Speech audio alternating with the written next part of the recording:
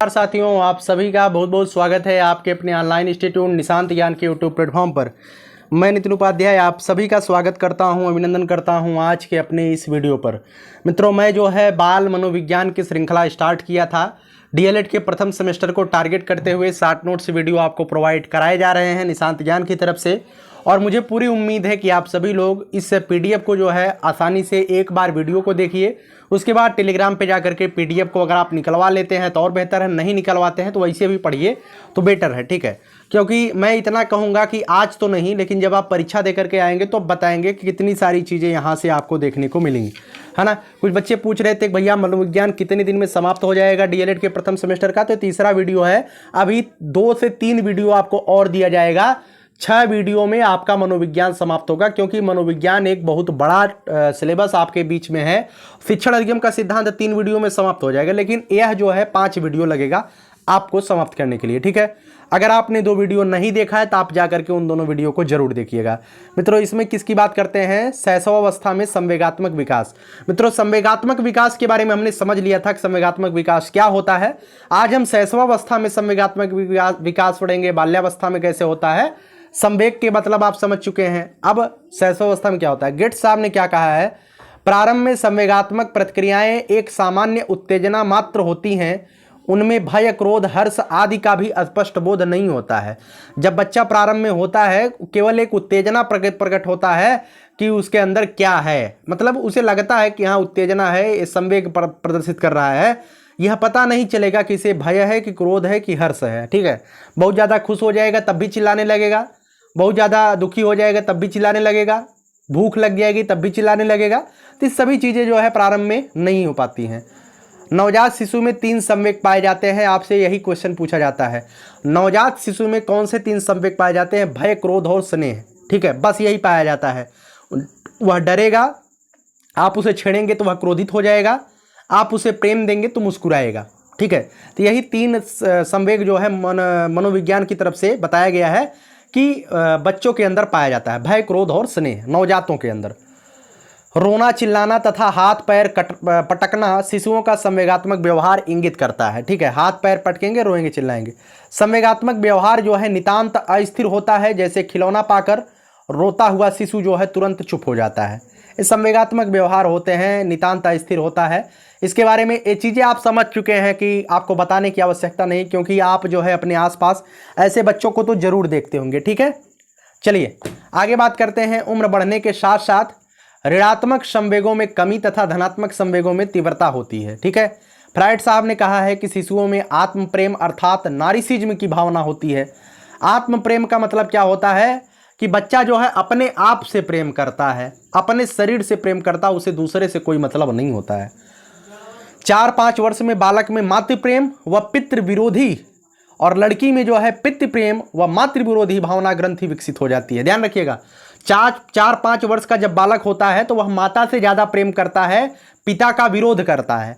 और जो लड़कियां होती हैं 4-5 वर्ष की बच्चियां, वो जो है माता का विरोध करती हैं और पिता से प्रेम करती हैं, है ना। ऐसी ग्रंथि विकसित उनके अंदर होती है। कौन कहा है? फ्राइड साहब ने कहा है। और आपके घर में बच्चे बच्चियाँ जरूर होंगी तो आप जानते हैं, जो छोटा बच्चा होता है अगर लड़का है तो वह जो है पिता के विरोध में रहेगा, मम्मी से ज़्यादा प्रेम करेगा।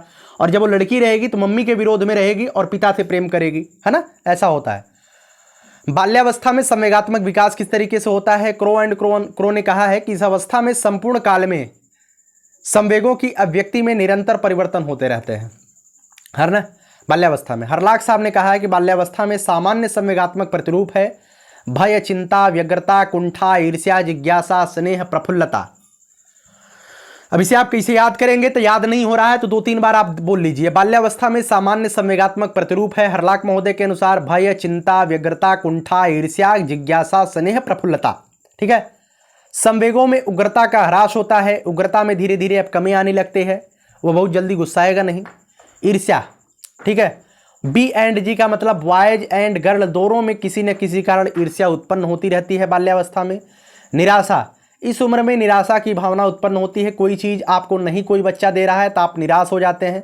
आप नहीं मतलब बच्चा निराश हो जाता है ना। और इसके अतिरिक्त जो है निम्नलिखित संवेग का विकास होता है। भय होगा, किसी चीज़ को जानने की जिज्ञासा होगी, क्रोध होगा, स्नेह प्राप्त होगा माता पिता का, और प्रफुल्लता, कोई चीज़ आप पा जाएंगे तो प्रफुल्लित हो जाएंगे। तो ऐसा संवेग जो है बाल्यावस्था में होता है। ठीक है, किशोरावस्था में संवेगात्मक विकास कैसे होता है? कोल एवं ब्रूस के अनुसार जो है किशोरावस्था के आगमन का मुख्य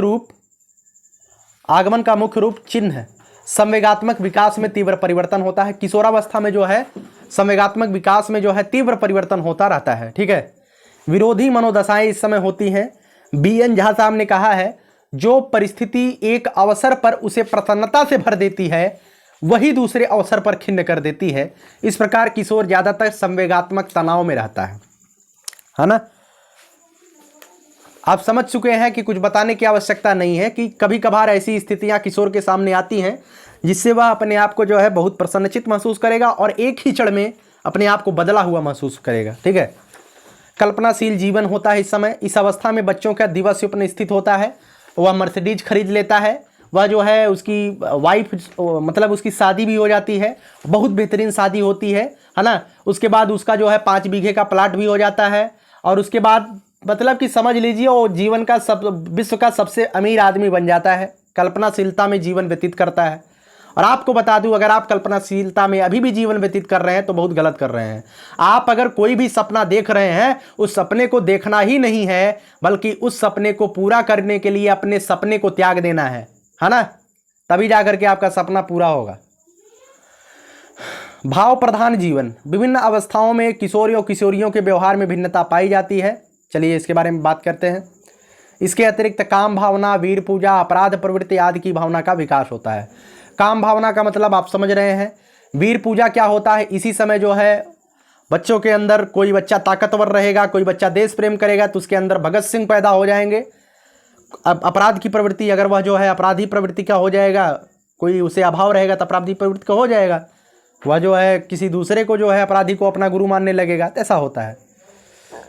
संवेगात्मक विकास को प्रभावित कौन कौन से करते हैं? वंशानुक्रम, पर्यावरण, स्वास्थ्य, थकान, विद्यालय, सामाजिक आर्थिक स्थिति, सभी जो है संवेगात्मक विकास को प्रभावित करते हैं। सामाजिक विकास। मित्रों, सामाजिक विकास क्या है?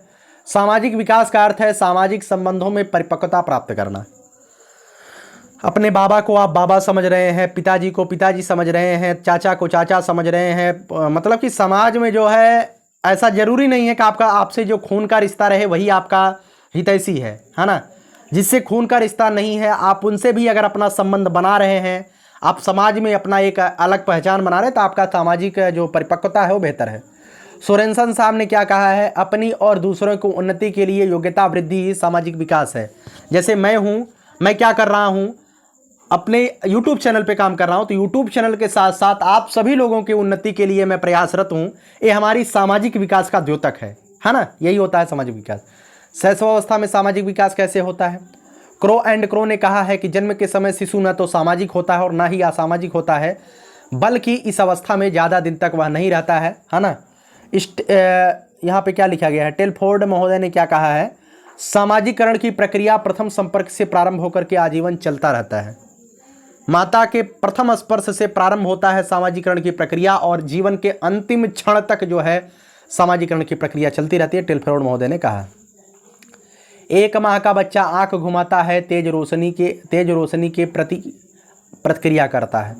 2 माह का बच्चा सिर घुमाता है, देखकर मुस्कुराता है। अब इन चीज़ों को आपको याद नहीं करना है, आप अपने दिमाग में एक बार रख लीजिए, आपको आ जाएगा। 3 माह में बच्चा माँ को पहचानता है, ताली बजाने पर रोना बंद कर देता है।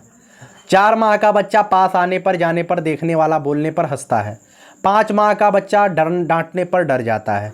6 माह का बच्चा परिचित अपरिचित में अंतर जानता है। 7 माह का बच्चा अनुकरण करने लगता है। 1 वर्ष का बच्चा घर के सदस्य में घुल मिल जाता है, अपरिचितों के प्रति जो है नापसंदगी जाहिर करता है। 2 वर्ष का बच्चा घर का सक्रिय सदस्य हो जाता है। 3 वर्ष का बच्चा खिलौने का आदान प्रदान करने लगता है। 4 वर्ष का बच्चा विद्यालय जाने लगता है। 5 वर्ष का बच्चा समायोजन का गुण प्राप्त करने लगता है। 6 वर्ष का बच्चा विद्यालय जाना, सामाजिक कार्यों में भाग लेना, सारी चीज़ें वो सीख जाता है। ठीक है, इन चीज़ों को आपको याद नहीं करना, 1-2 बार आप देख लेंगे तो निश्चित रूप से आप बच्चे से कोरिलेट कर लेंगे। ठीक है। बाल्यावस्था में सामाजिक विकास कैसे होता है? इस अवस्था में अंतिम काल में टोली या समूह की आयु कहा जाता है, इसे गैंग एज कहा जाता है। बॉयज एंड गर्ल की रुचियों में अंतर होता है। घर से बाहर रहना, व्यवहार शिफ्ट होता है। उसके घर में टीवी भले रहेगी लेकिन वह दूसरे के घर टीवी देखेगा, उसके घर में भले सभी सुविधाएं लेकिन वह दूसरे के घर में जाकर के सारी चीज़ें करेगा। तो घर से बाहर रहने की प्रवृत्ति जो है बाल्यावस्था में होती है। स्नेहपूर्ण व्यवहार से बातचीत बालक उद्दंड हो जाता है। ठीक है, अगर आप बच्चे को जो है बहुत ही ज़्यादा मानेंगे, स्नेह देंगे तो बच्चा जो है उद्दंड हो जाएगा, अर्थात वह बिगड़ जाएगा। बाल्यावस्था में बच्चे को थोड़ा बहुत अपने अंडर में डांट करके रखना चाहिए। सहपाठी घनिष्ठ मित्र हो जाते हैं उसके, और खेल खेल में सामाजिकता सीख लेता है ना।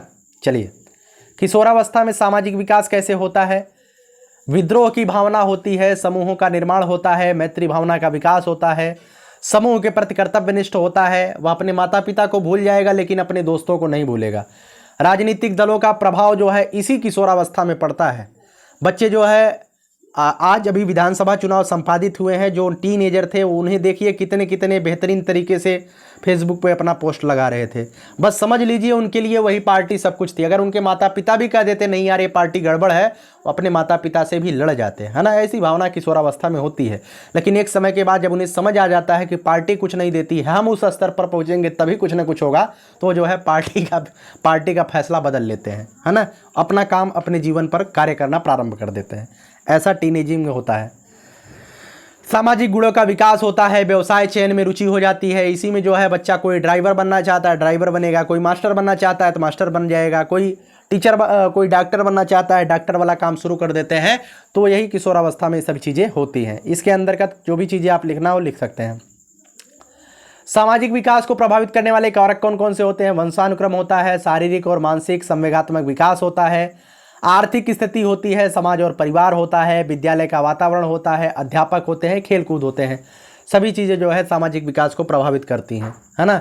अब इसमें को क्या क्या लिखना है इसके बारे में या तो आप पढ़े होंगे तो निश्चित रूप से लिख पाएंगे, नहीं पढ़े होंगे तो नहीं लिख पाएंगे। ठीक है, भाषा विकास की बात किया जाए मित्रों, हरलाख साहब ने कहा है भाषा दूसरों के साथ विचारों के आदान प्रदान करने की योग्यता है। हम और आप मिल करके एक दूसरे के बातों को जानते हैं, समझते हैं, पहचानते हैं, यही होती है, क्या होती है, यही होती है जो है, ठीक है, यही होती है भाषा विकास। भाषा निम्न चरणों से गुजरता हुआ पूर्णता को प्राप्त करता है। सबसे पहले क्या होता है? वाक शक्ति या बोलने का पूर्व रूप होता है। दूसरे पर समझने योग्य हो जाता है बच्चा। तीसरे में जो है शब्द भंडार में वृद्धि होती है, और चौथे स्तर में जो है उत्तरों की लंबाई में वृद्धि होती है। पहले बच्चा एक शब्द का उत्तर देता है, उसके बाद धीरे धीरे बच्चा धीरे धीरे टैलेंटेड होने लगता है, तो उसके मतलब कि विस्तृत उत्तरीय प्रश्नों का भी उत्तर देने लगता है। वाक शक्ति का विकास इन चरणों में होता है। सबसे पहले बच्चा रोता है, चीखता है, अस्पृश्य ध्वनियाँ करता है, भाव संकेत करता है, बाद में चौथे नंबर पर बोलता है। ये सब चीज़ें आपको पता होंगी। थॉर्नडाइक साहब ने क्या कहा है? बचपन में शब्द भंडार में लगातार वृद्धि होती रहती है ना। यहाँ पर देख लीजिएगा, आपसे क्वेश्चन पूछा जाए क्या बच्चा जब विद्यालय आता है क्या वह कोरा कागज होता है? जी बिल्कुल नहीं, वह कोरा कागज होता है। जब बच्चा विद्यालय आता है तो वह जो है 5600 शब्द भंडार लेकर के आता है। किसी बुक में 5000 दिया गया है, लेकिन आप 5600 याद कर लीजिएगा, 5000 भी आए तो सही है ना। मैं आपको बता दूं, बच्चा जो है जब विद्यालय आता है तो वह जो है 5000 या 5600 के समथिंग शब्द भंडार को लेकर के विद्यालय में प्रवेश करता है, क्योंकि परिवार उसकी प्रथम पाठशाला होती है, और परिवार की प्रथम पाठशाला में उसने कुछ न कुछ जरूर सीखा होता है।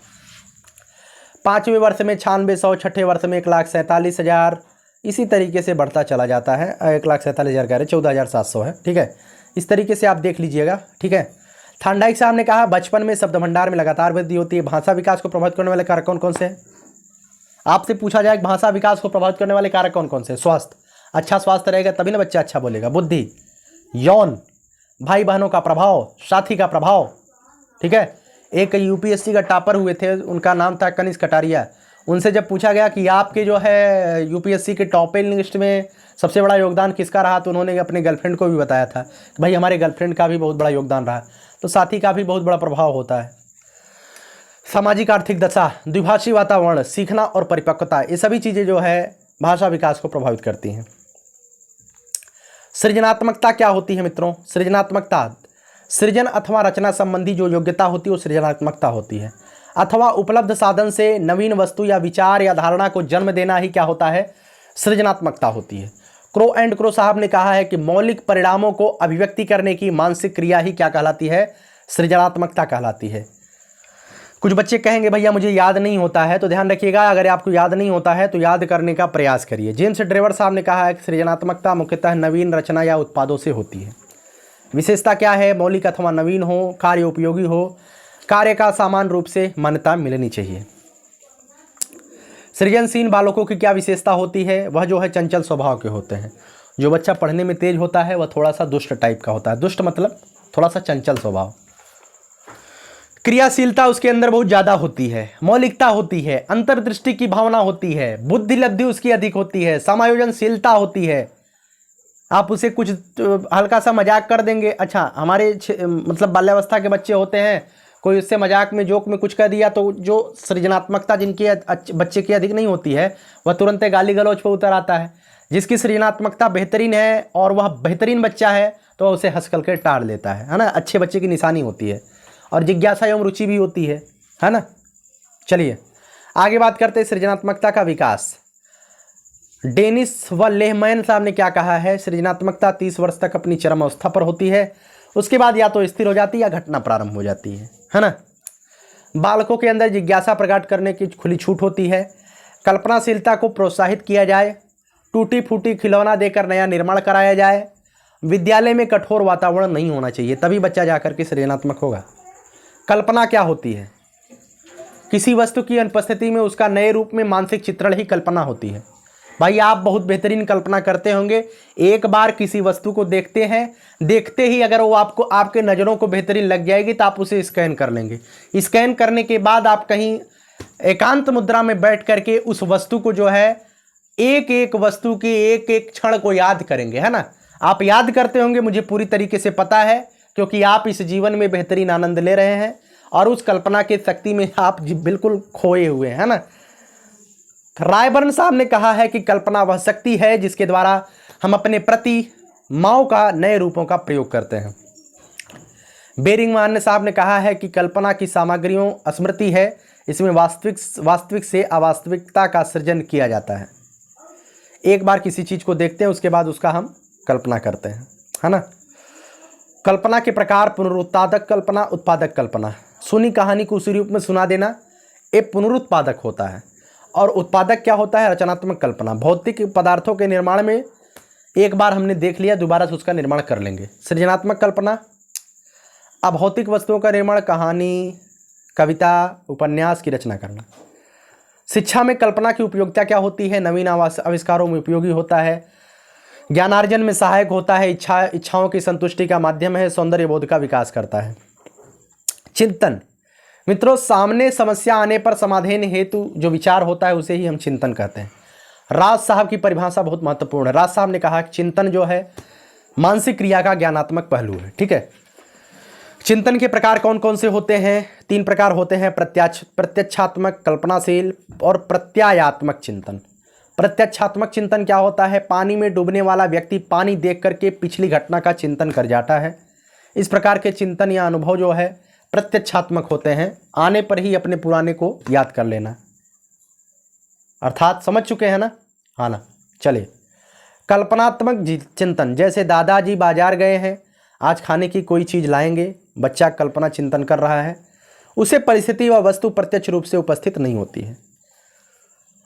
प्रत्यात्मक क्या होता है? जैसे शेर देखकर बालक के मन में प्रत्यय लगा लेता है और भविष्य में देखने पर बताता है कि यह शेर है।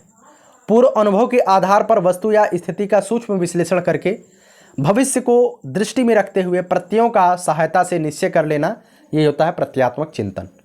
याद नहीं होता है पीडीएफ से आप पढ़िए, नहीं होता है तो आप हमारी वीडियोज को आगे पीछे करके देखिए। तार्किक चिंतन, यह जो है उत्कृष्ट चिंतन है। डीवी साहब ने कहा है कि विचारात्मक चिंतन माना है। वुडवर्थ ने चिंतन के 5 प्रकार बताए हैं। लक्ष्य की ओर उन्मुख होना, लक्ष्य प्राप्ति के लिए रास्ता निकालना, अनुभवों का पुनः स्मरण करना, अनुभवों नवीन ढंग से समायोजित करना, आंतरिक वाक्य गतियों की मुद्राएं। ठीक है, समझ रहे हैं? कोई चीज़ आप पहले अनुभव किए हैं तो उसी के आधार पर आप अगला फैसला लेंगे। चिंतन का विकास, अनुभव का विकास होता है। शिक्षक ऐसी समस्याएं उत्पन्न करे जिससे कि बच्चा पूर्व अनुभव प्राप्त करे। भाषा विकास पर ध्यान, चिंतन के माध्यम से बच्चा जो है शब्द भंडार बढ़ाया जा सकता है। ध्यान व रुचि का विकास, चिंतन के माध्यम से ध्यान व रुचि का विकास किया जाता है। रटने की आदत दूर होती है, चिंतन से जो रटने की आदत दूर होती है। तर्क एवं वाद विवाद पर्याप्त अवसर बच्चों को देना चाहिए, जिससे चिंतन शक्तियों का विकास हो। ठीक है, आगे बात करते हैं मित्रों, तर्क क्या होता है।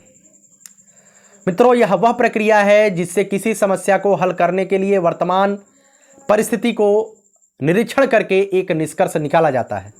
तर्क के सोपान। डीवी के अनुसार तर्क के 5 सोपान हैं। समस्या की अनुपस्थिति, समस्या की जानकारी, समस्या समाधान के उपाय, एक उपाय का चुनाव, उपाय का प्रयोग। अब इसके बारे में क्या क्या है आप सभी लोग पढ़ाई किए हैं, जानते होंगे, है ना। तर्क के प्रकार कौन कौन से होते। एक होता आगमन तर्क। इस तर्क में व्यक्ति अपने अनुभवों के आधार पर किसी सामान्य नियम या सिद्धांत का निरूपण करता है। मैंने पहले अनुभव किया है, मैंने पहले धोखा खाया है, अब आगे इस तरीके का धोखा नहीं खाना है ना। तो ये होता है आगमन तर्क। वो आपके सामने आ जाता है तो आप उसका पूर्व अनुभव के द्वारा उसका निष्कर्ष निकालते हैं। निगमन तर्क। इस तर्क में व्यक्ति पूर्व निश्चित सिद्धांतों के आधार पर किसी परिस्थिति में विषय वस्तु की सत्यता को प्रमाणित करता है। किसी के बारे में सुना है, उसके बाद वह जो है उसे प्रमाणित कर देता है कि हम भी यही करेंगे, वह अगर सफल हो गए तो हम भी यही सफलता का गुण गाएंगे। ठीक है, इस तरीके से होता नहीं है। सारी चीज़ें सिद्धात्मक है, केवल सिद्धांत के तौर पे आधारित है ना। यह वीडियो आपको कैसी लगी कमेंट बॉक्स में ज़रूर बताइएगा। और थोड़ी सी वीडियो लंबी हो सकती है। कुछ लोग कहते हैं कि सर आप केवल बोलते चले जाते हैं, पढ़ाते नहीं हैं। तो मैं आपको बता दूं, पीडीएफ पे मुझे पढ़ाना अच्छा ही नहीं लगता है, लेकिन आपके विशेष मांग पर, केवल और केवल आपके विशेष मांग पर पूरे के पूरे सिलेबस को कवर अप करने के लिए मैं पीडीएफ पे पढ़ा रहा हूं। नहीं तो पीडीएफ पे मुझे आनंद ही नहीं आता है। मैं बहुत सारी चीज़ें इसमें बताना भूल जाता हूँ, है ना। बहुत सारी चीज़ें बताना भूल जाता हूँ और बहुत सारी चीज़ें बीच में अटक जाता हूँ। मैं क्या बताऊँ, क्योंकि मैं जो है कैमरे के सामने लगातार बोलता आया हूँ, आपको देख करके मैं लगातार बोलता आया हूँ, तो थोड़ा सा वो मुझे अच्छा लगता है। ठीक है, तो पीडीएफ आपको टेलीग्राम चैनल पे मिल जाएगी। आप वहाँ से पीडीएफ को निकाल करके पढ़िएगा या वहीं से पढ़िएगा, लेकिन पीडीएफ जरूर पढ़िएगा और वीडियो को 2-1 बार देख लीजिएगा। और मैं फिर से कहूँगा यार, चैनल पे पहली बार आते हो तो यार सब्सक्राइब जरूर कर लेना, और पहले वीडियो पसंद आती है तो वीडियो को लाइक भी कर दिया करिए, है ना। और अपने मित्रों तक आप इसे चाहे तो शेयर कर सकते हैं, वरना आपकी इच्छा। ठीक है, चलिए, बहुत बहुत धन्यवाद। जय हिंद, जय भारत।